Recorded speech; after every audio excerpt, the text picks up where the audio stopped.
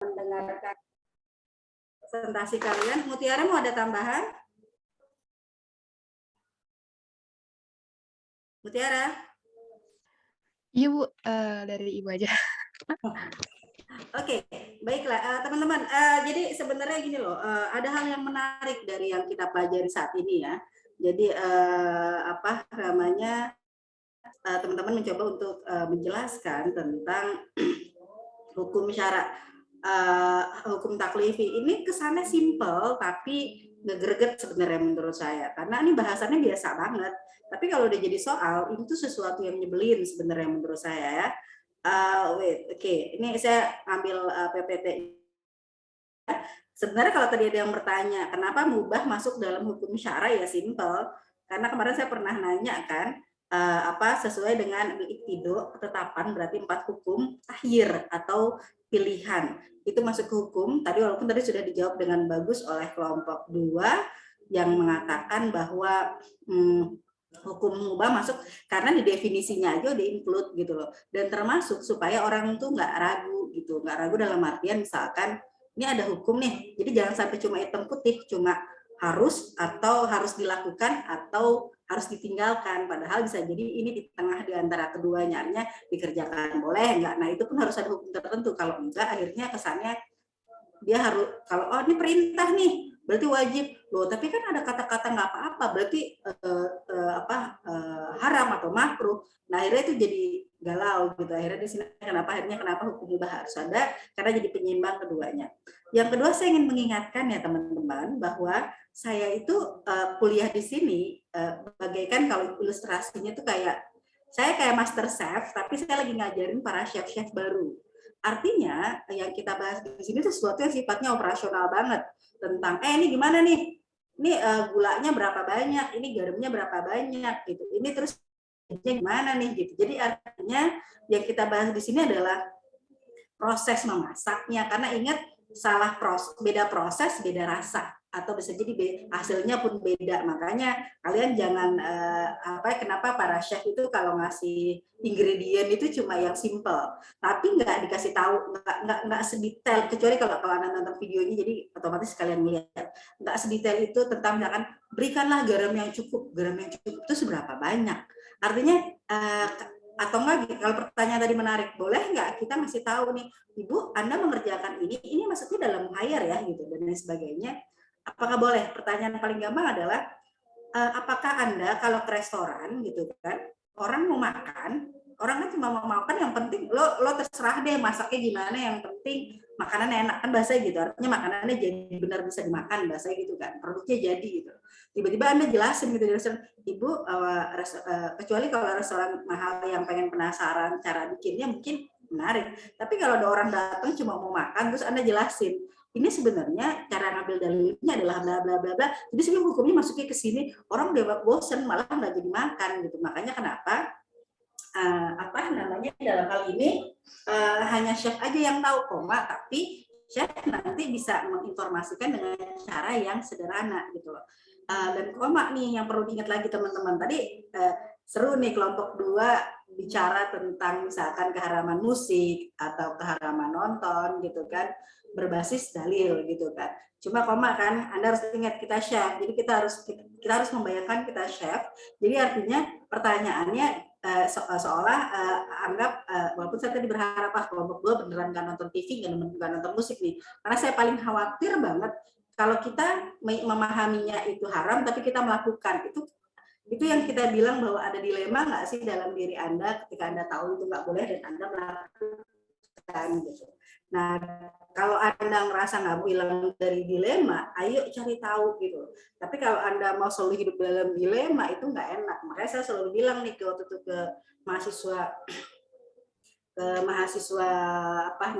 PAI, mereka tuh semangat banget ngomong, bunga bank itu haram. Terus saya nanya dong, siapa di sini yang punya akun bank syariah? Nggak ada. Terus kalian semuanya bang.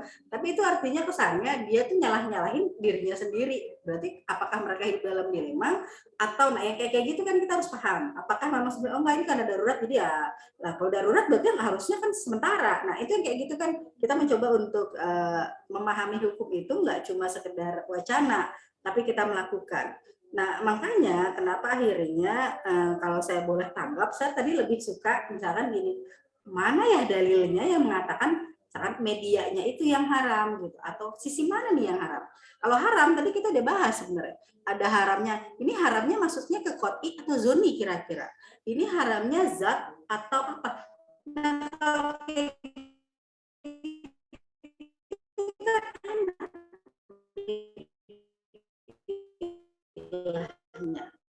tapi kan teman-teman tadi fokusnya cuma dalil, padahal kita ngomong usul kita bicara sorry tadi teman-teman fokus ke hukumnya, kok hukumnya begini padahal kan begini-begini gitu. Padahal Anda tuh justru di dapurnya. Anda harus ngotak-ngatik kayak gini. Dalil mana yang dipakai? Kenapa dia jadi haram? Dalilnya ini. Oke, ayo kita telusuri bareng. Ini maksudnya dalilnya dalil qot'i apa dalil zoni? Itu yang pertama. Yang kedua, ini haramnya haram zati atau haram ardi. Itu aja deh, kalau memang itu haram ya. Itu aja deh seru gitu loh. Tapi kan teman-teman nggak ke sana. Teman-teman ngotak-ngatik hukumnya. Nah, sehingga akhirnya ini ketemu masalahnya gitu. Termasuk akhirnya kalau kita bicara tekstual dan kontekstual,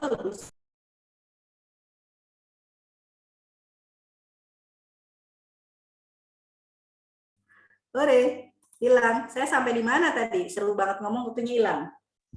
Iya Bu, putus-putus juga. Oke, jadi sama mana tadi saya? Kalian paham? Kan nggak protes sih? Protesnya udah. Ah? Sudah komen di chat Bu, di kolom chat. Oh, nggak kebaca berarti karena saya baru masuk lagi.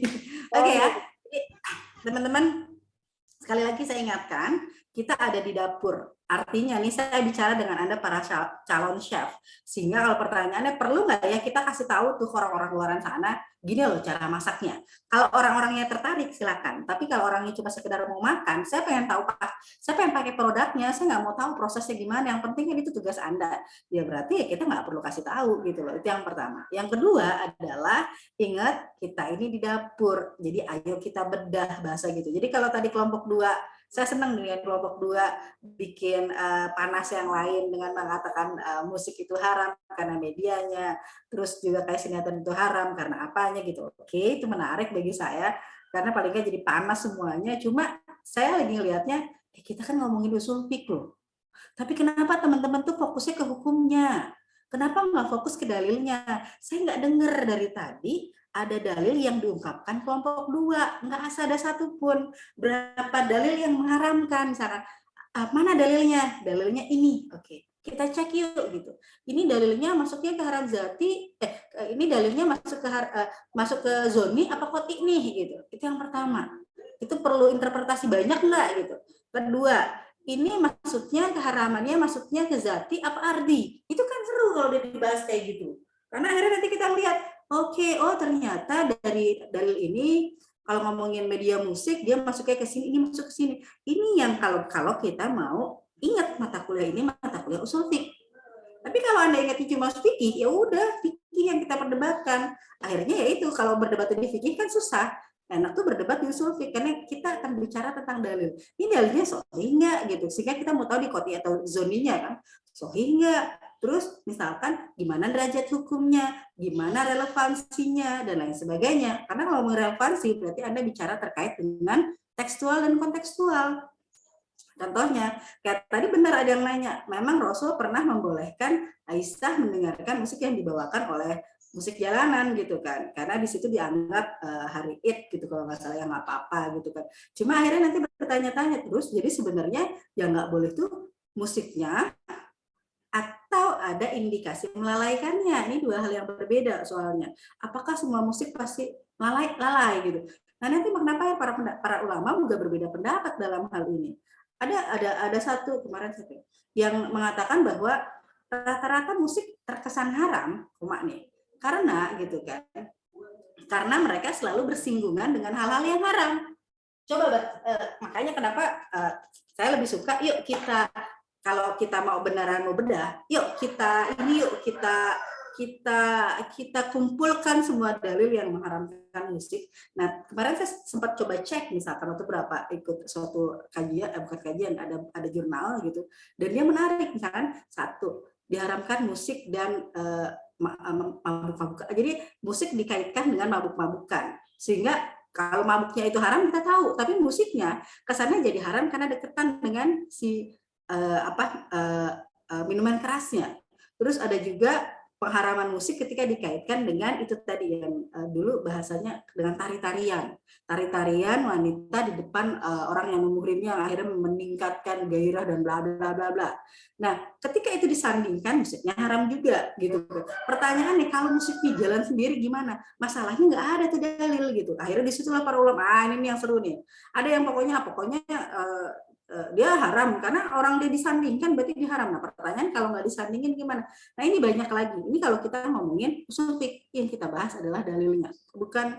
Nah, kalau udah dalilnya oke, baru kita rumuskan hukumnya apa nih, soalnya ternyata dalilnya begini gitu ya. Yang kedua adalah, yang menarik adalah saya cuma bisa bilang bahwa kalau kita ngomongin kontekstual, kita akan bicara tentang adanya perubahan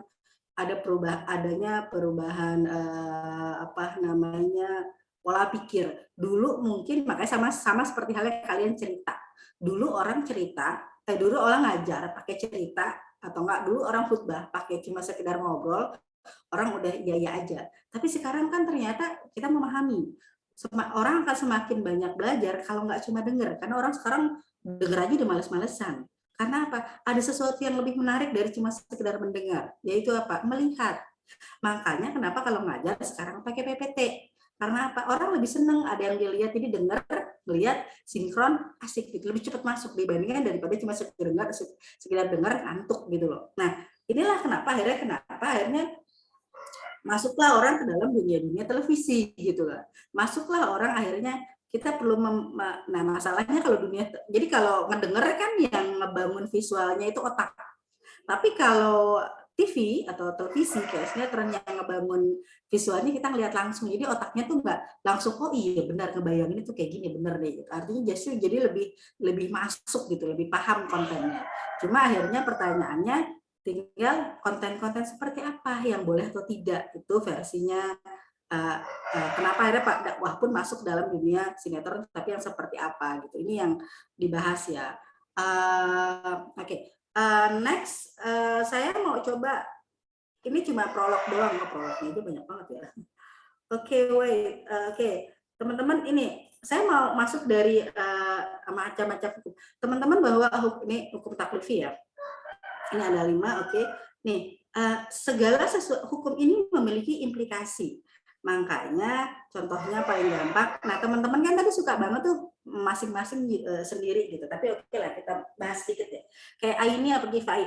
Paham nih teman-teman nih, aini itu adalah kalau dikerjakan nggak boleh diwakilin, kifayah masih bisa diwakilin. Cuma pertanyaannya implikasinya nih menarik. Gimana kalau nggak ada yang ngerjain? Kan itu serunya. Gimana kalau ada yang ngerjain? Berarti kan semuanya dosa gitu kan. Kayak contohnya misalkan ada orang mau tenggelam, gimana? Perlu dibantu nggak? Kalau ada yang bantu, ya berarti Anda nggak dosa. Tapi kalau nggak ada yang bantu sama sekali, ya Anda kena dosanya karena nggak nolong orang gitu kan. Nah ini kan bisa dimasukkan ke dalam ranah-ranah sosial juga gitu. Yang sebenarnya ini jadi kewajiban kita juga gitu kan. Ini jadi seru nih. Kayak tadi walaupun Anda membahasnya ini itu sholat lima waktu, kifayah sholat jenazah gitu kan. Tapi kalau ingin membuat lebih paham, bikinlah ke arah sosial. Ada muayyan, muhayyar. Muayyan adalah perintah yang kesannya Anda nggak bisa milih. Kalau sholat ya sholat aja. Kalau saya nggak mau sholat gimana? Oh nggak bisa diganti yang lain? Enggak. Kalau muhayyar kesannya ada pilihan. Misalkan kayak tadi, Anda harus bayar nazar. Nazarnya ada pilihan nih, mau membebaskan. Nah artinya muhayyar, artinya kalau cuma salah satu di antara 3 itu nggak apa-apa. Itu yang kita sebut muayyan dengan muhayyar gitu kan. Lalu ada yang namanya mutlak dan muakkad. Nah ini yang dibedakan gini. Ada implikasinya. Mutlak adalah kewajiban yang kesannya waktunya nggak ditentuin. Kapanpun boleh, tapi walaupun diikat bila mampu. Contohnya misalkan haji. Biasanya mutlak itu selalu haji. Haji ditentuin. Haji itu haji itu dimutlakan, boleh dikerjain kapanpun. Tapi tapi ya tadi bila mampu. Nanti menarik lagi nih, gimana kalau ada orang, definisi mampunya ada orang kaya belum haji, nah itu seru. Bila mampunya harus langsung apa nanti? Nah itu nanti seru lagi nih, nanti itu dibahasnya nanti di kelompok berapa gitu. Nah yang kedua ada mu'aqqad. Nah ini menarik ya, mu'aqqad itu artinya ditentukan waktunya, jadi hanya waktu tersebut dia melakukan, walaupun waktunya ada yang muasa, ada mudoya. Tadi teman-teman udah jelasin, cuma nanti implikasinya gini nih, orang yang dalam kajian wajib muakkad biasanya kadang niatnya nggak terlalu disebutkan jelas, nggak apa-apa. Ini contoh paling gampang muasa. Muasa itu adalah kewajiban yang kemungkinan bisa melakukan hal lain. Kenapa? Contohnya adalah tadi sholat. Karena apa? Waktu sholat agak panjang. Dari misalkan dari jam 12 sampai jam 3 zuhur gitu. Nah, kalau ada orang sholat ada orang sholat dan sholat waktunya 3 jam tapi sholatnya kadang cuma 5 menit sampai 10 menit. Artinya ada kemungkinan orang melakukan sholat lain. Dia muasa, tanda kutip waktunya terbatas, agak panjang tapi bisa melakukan ibadah lain. Jadi dia bisa sholat sunnah, jadi dia bisa sholat yang lainnya gitu. Ini yang disebut muasa gitu kan. Waktunya agak pagi. Walaupun implikasinya terkadang kalau kita sholat zuhur, tadi waktu itu saya sempat bilang misalkan ada orang depan kita sholat jam 2, kita tepok-plok gitu kan. Karena sholat termasuk salah satu ibadah yang nggak boleh dibatalkan. Si orang yang di depan ditepok tuh harus tetap sholat, dia nggak bisa nengok, saya sunnah begitu, nggak bisa gitu kan. Makanya akhirnya si yang nepok tiba-tiba setelah selesai sholat salam, maaf tadi saya sholat sunnah. Apakah yang jadi makmumnya itu tidak sah sholat? Oh tetap sah, karena jam 2 adalah waktu sholat zuhur. Jadi nggak mungkin orang jam 2 itu sholat asar, sehingga akhirnya karena waktunya agak panjang tapi tetap itu waktu zuhur, makanya ketika dinepok orang, otomatis sholatnya tetap dengan niatnya dia zuhur, walaupun di depannya niatnya adalah sunnah. Dan seorang dia nggak boleh batalin sholatnya kalau udah di tengah-tengah kan, sehingga mungkin dia baru ngasih tahunya setelahnya. Itulah kenapa Anda diarahkan untuk sholat sunnah itu minggir, jangan di tengah. Karena kalau di tengah ada kemungkinan ditepok, walaupun yang belakang Anda nggak salah, tapi kan Anda nggak enak hati kan gitu. Nah, kalau wajib mudoya adalah wajib yang kesannya mau nggak mau pada saat itu orang hanya bisa melakukan itu. Contohnya, bulan Ramadan ada orang puasa, Anda nggak bisa bilang, wah dia pasti puasa sunnah, namanya juga puasa Ramadan, dia pasti puasa Ramadan. Itu yang mudoya, artinya makanya kenapa dia mengatakan niat, Anda mau niat emang enggak, itu nggak masalah gitu. Karena apa? Karena itu bulan Ramadan, Anda tetap wajib, jadi nggak ada alasan, aduh saya nggak niat, berarti saya nggak puasa ya gitu kan. Nggak bisa, karena itu bulan Ramadan, mau niat mau kagak, Anda tetap harus puasa. Terus Bu, kan niat termasuk dari bagian rukun. Memang niat bagian dari rukun, tapi niatnya ini adalah selama niatnya itu tidak dalam kondisi kewajiban mudoya ini gitu loh. Walaupun ada beberapa ahli mengatakan niat tetap dibutuhkan untuk membuat Anda punya keyakinan dan punya ketetapan yang kuat. Makanya orang yang biasa niatnya udah niat semalam berarti dia siap mental. Dibandingkan orang yang nggak niat tiba-tiba besok Ramadan itu biasa lebih lemes. Sehingga kalau udah niat berarti dia udah paham nih besok mau puasa, dia lebih preparing gitu, bahasa lebih ke sana sih. Nah, kenapa niat diwajibkan, salah satunya itu walaupun secara teknis dalam puasa Ramadan Anda niat nggak niat tetap wajib puasa Ramadan. Tapi nggak niat Bu, nggak apa-apa, tetap karena itu kewajibannya, Anda nggak bisa milih puasa Ramadan, Anda harus tetap puasa Ramadan. Oke ya, itu implikasinya. Oke, lalu termasuk adalah kadar yang dituntut, ada muhaddad, ditentukan kadarnya, ada ghair muhaddad, karena memang dalam kondisi tertentu kalau Anda bicara bilangan, ada hal-hal yang ditentukan, ada yang tidak ditentukan jumlahnya. Oke ya, contoh paling gampang, kalau yang ditentukan adalah misalkan tadi mahar gitu kan. Sorry, muhaddad itu misalkan sholat 5 waktu, nggak boleh nambah, nggak boleh kurang. Kalau sholat zuhur 4, udah titik. Mau 5 kagak, mau 3 kagak. Tapi kalau ghair muhaddad berarti ada kewajiban yang, ingat ini wajib ya, kewajiban yang diwajibkan tapi nggak ditentukan. Contohnya, sedekah bisa nggak Bu? Loh sedekah emang wajib nggak? Ya enggak sih, berarti nggak bisa. Berarti apa Bu? Mahar kan wajib. Nah ditentukan nggak? Kan nggak. Artinya ditentukan sesuai kesepakatan calon suami dan calon istri gitu kan. Ini yang menjadikan dia goir muhaddad, walaupun Nabi walaupun dikatakan bahwa sebaik-baik wanita adalah yang mau menerima mahar walaupun dikit, tapi ingat, sebaik-baik pria adalah yang mau memberikan mahar sebanyak-banyaknya. Jangan dibalik ya. Jadi jangan dibalik, cewek maunya paling tinggi, pokoknya kalau nggak bisa ngasih banyak, nggak jadi nikah gitu. Atau cowok, ikut orang miskin, saya kasih aja yang kecil gitu. Nah itu juga nggak boleh, nggak bagus, karena berarti dia tidak menunjukkan keseriusannya untuk bisa menafkahi si istrinya gitu. Nah ini yang dikatakan ghairu muhaddad. Yang menarik teman-teman adalah gimana kalau 4 hal ini digabung. Contoh paling gampang. Oke ya teman-teman, nanti langsung ditulis ya. Saya mau tahu ya pendapat teman-teman. Saya mau tanya misalkan kalau sholat 5 waktu. Nah nanti teman-teman lihat, oh sholat 5 waktu dia aini, dari segi orangnya aini, dari segi kandungan perintahnya muayyan, aini, muayyan, plus muasa dan muhaddad. Benar nggak? Benar, Bu. Halo? Benar ya?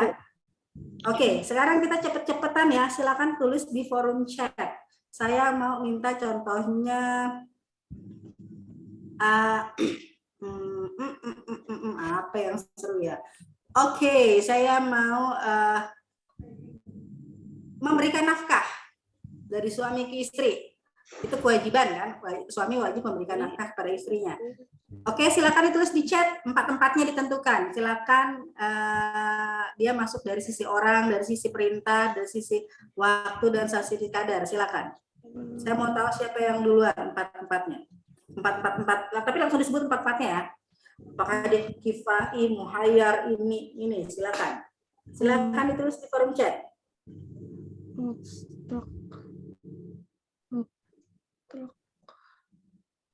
Halo? Oh, belum ada yang nulis nih kayaknya.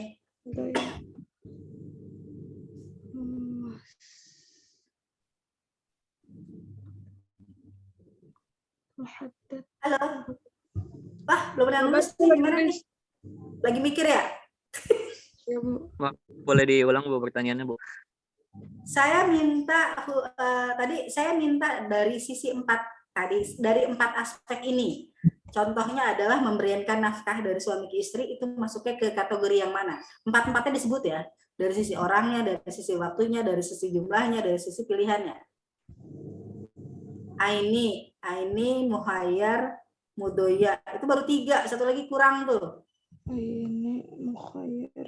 Janur kurang 1 tuh.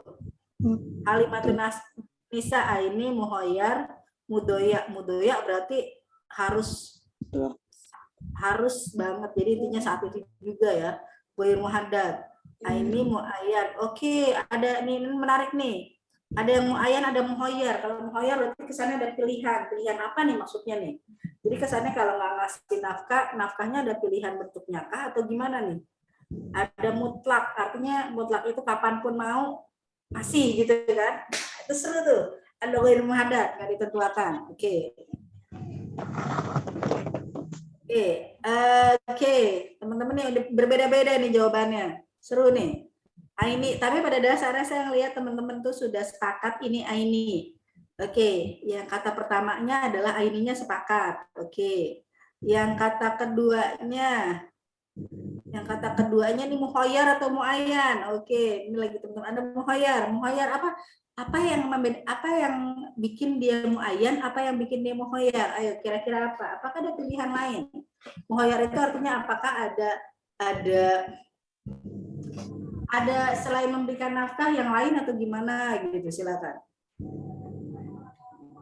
Ada yang mau ngasih ini enggak jawabannya? Misalkan terserah mau yang sudah jawab, kenapa Anda jawab muayyan dan kenapa ada yang jawab muhayyar? Dari sisi waktu makin seru nih. Ada yang kalau muakotnya ada muasa, artinya enggak harus langsung ya, kesannya nggak setiap waktu. Ada yang mutlak tuh, ada yang mutlak artinya kapanpun, artinya intinya ya semampunya aja, semampunya kapanpun ada ya udah gitu kan, kalau nggak ada ya udah gitu. Tapi kalau muasa kesannya mungkin saya membahasakan kalau muasa mungkin bulanan kali ya. Tapi kalau mudoya tiap hari ya, gitu kali ya. Seru tuh penentuan waktunya. Oke, lalu ada yang berikutnya. Nah, ada muhaddad. Wih, seru tuh muhaddad. Kalau muhaddad berarti ditentuin. Artinya misal seorang suami harus memberikan nafkah sekian, perintahnya apakah atau gair muhaddad ya, sesuai kebutuhan. Nah, teman-teman paling nggak teman-teman udah ada bayangan kan?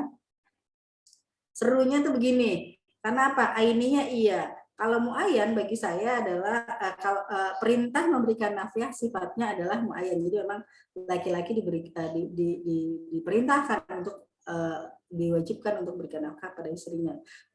Kalau nggak nafkah boleh yang lain nggak? Ya perintahnya memberikan nafkah gitu.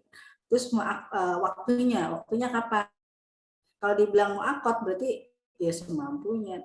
Asumsinya kan walaupun, nah ini nanti definisinya seru nih kalau ngomongin waktu. Artinya kalau saya ngambil sisi tengahnya muasa kali ya. Kalau mudoya kesannya satu itu juga. Kalau mutlak kesannya nggak tentu gitu. Nah itu lebih nakutin lagi gitu kan artinya. Jadi muasa lah ya, muakot tapi muasa. Jadi nggak harus tiap waktu. Lalu ada muhaddad atau gair muhaddad. Saya lebih memilihnya gair muhaddad karena kalau muhaddad seru tuh. Yang menentukan muhaddadnya siapa? Jadi kesannya seorang suami harus memberikan istri 5 juta sebulan kayak gitu juga kan. Tapi artinya disesuaikan dengan kebutuhan atau disesuaikan dengan penghasilan yang didapat. Oke, teman-teman dari sini udah kebayang ya. Kita lanjut ke berikut ya. Artinya teman-teman jadi udah bisa paham nih kalau kayak gini. Lalu kedua, ngomongin mandub. Di sini sebenarnya dari selalu dan tidak selalu, muakat dan gak muakat itu kayaknya orang udah umum banget paham dengan itu. Yang ketiga dari sisi kemungkinan meninggalkan, udah zaidah. Nah yang menarik tadi ada yang nanya nih, gimana dengan sholat Jumat? Oke teman-teman, saya cuma mau bilang, ini adalah para ulama sufik memasukkan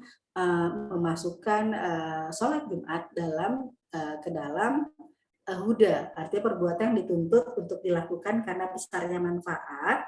Oke, sehingga bila kelompok muslim sengaja meninggalkan bahkan nah ini bahkan coba ini menarik nih. Bahkan bila satu kelompok muslim sengaja meninggalkannya, maka ia diperangi. Artinya ada orang yang memahaminya begini, karena dia harus diperangi berarti dia akan wajib. Makanya dibilang sehingga makanya sunnah dalam bentuk ini makanya kenapa akhirnya terkesan wajib, tapi koma yang bikin dia nggak wajib adalah kalau Anda ternyata nggak bisa sholat Jumat, maka digantinya balik lagi jadi sholat zuhur. Ya, itu ini yang menegaskan kenapa dia jadi sunnah huda. Soalnya simpel, kalau dia wajib berarti dia harus diganti dengan sholat Jumat juga. Itu yang paling simpel. Tapi koma karena dia masuk ke sunnah huda yang kesannya kalau tidak dilakukan wajib diperangi, sehingga dipahaminya menjadi wajib karena memang di sini bahkan ditulis dia tuh saking nggak boleh ditinggalkannya, orang jadi memahaminya sebagai bentuk wajib. Tapi kalau terpaksa banget nggak bisa ngerjain, apakah dia harus menggantinya dengan sholat zuhur juga? Enggak. Balik lagi ke asalnya yaitu sholat ya, apakah dia harus menggantinya sholat Jumat juga? Enggak, tapi dibalik lagi menjadi sholat zuhur. Itu yang menjadikannya dia kenapa jadi sunnah juga.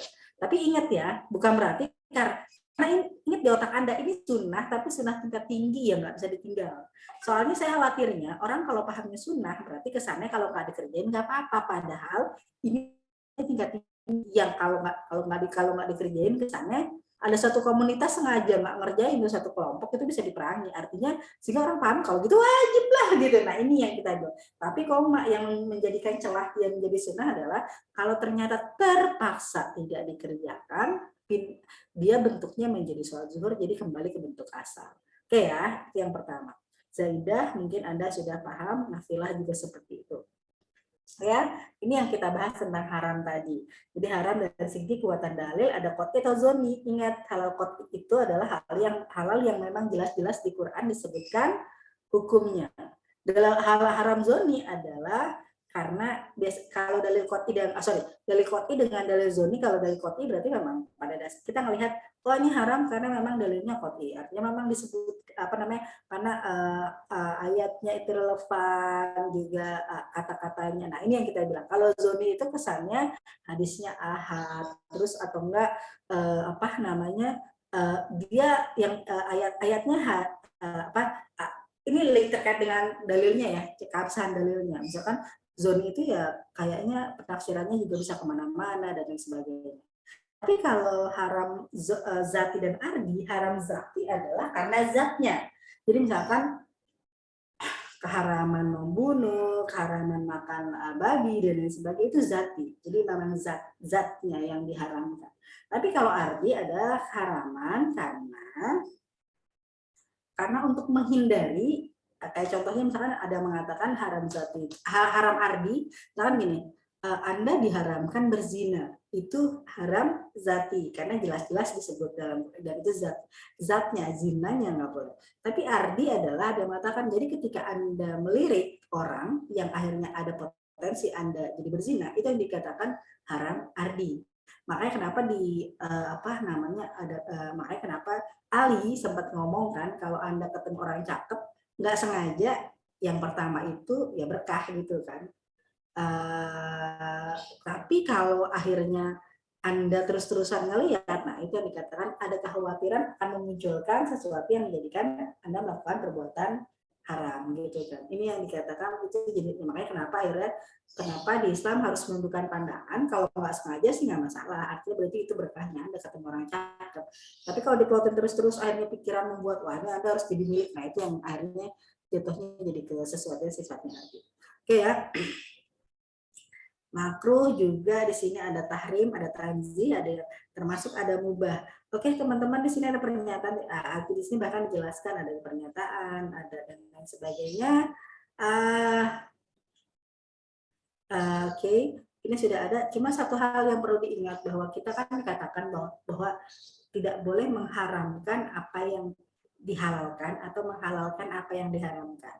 Jadi kalau Anda ternyata tidak suka sesuatu, tidak mau melakukan sesuatu, hati-hati dengan bahasa Anda. Misalkan saya ini haram gitu, padahal misalkan ada makanan cuma Anda nggak suka gitu kan, Anda langsung mengatakan ini haram gitu.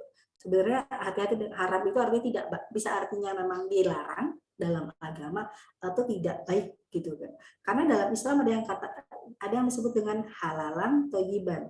Halal adalah dia ke hukum, thayyib adalah ke ke zatnya. Contoh paling gampang gini, ayam pedas secara hukum dia halal karena ayamnya yang dipotong dengan lalu itu halal.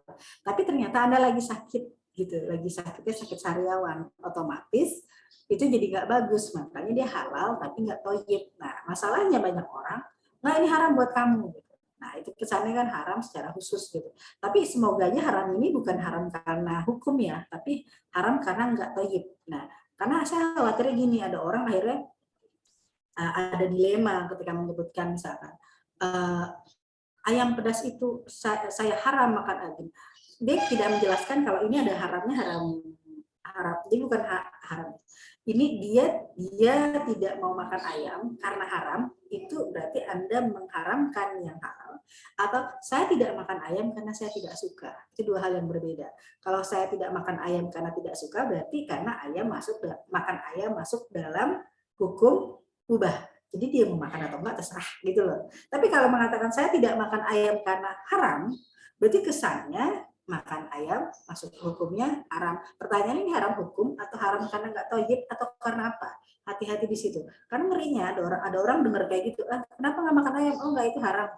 Akhirnya orang nggak jadi makan ayam gara-gara perbuatan Anda, gitu. Gara-gara statement Anda, berarti Anda dianggap mengharapkan sesuatu yang halal. Hati-hati di situ, makanya itulah kenapa dihati-hati, karena ini harus jelas nih, ini kita ngomongin hukum atau cuma ngomongin personal, yang karena orang juga sudah bilang oh ini haram artinya nggak boleh gitu. Haram malik gitu kan, orang nggak boleh tuh gitu. Tapi suka dijelimet, ini ngomongin haram secara hukum atau ngomongin haram nggak boleh, ini harus diperjelas. Mungkin itu saja dari saya teman-teman, saya kembalikan ke kelompok 2.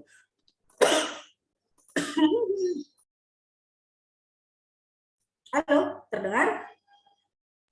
Terdengar Ibu. Halo, Bu. Oke, silakan kelompok 2 pegang alih kembali. Baik, terima kasih atas penjelasannya.